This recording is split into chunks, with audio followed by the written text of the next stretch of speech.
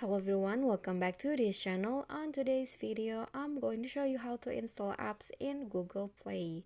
So if you want to add a new apps into your phone, you can find it in your Google Play and install it. So I'm going to show you. So just open the Play Store or Google Play on your phone and then choose the apps that you want to install. For example, I want to install this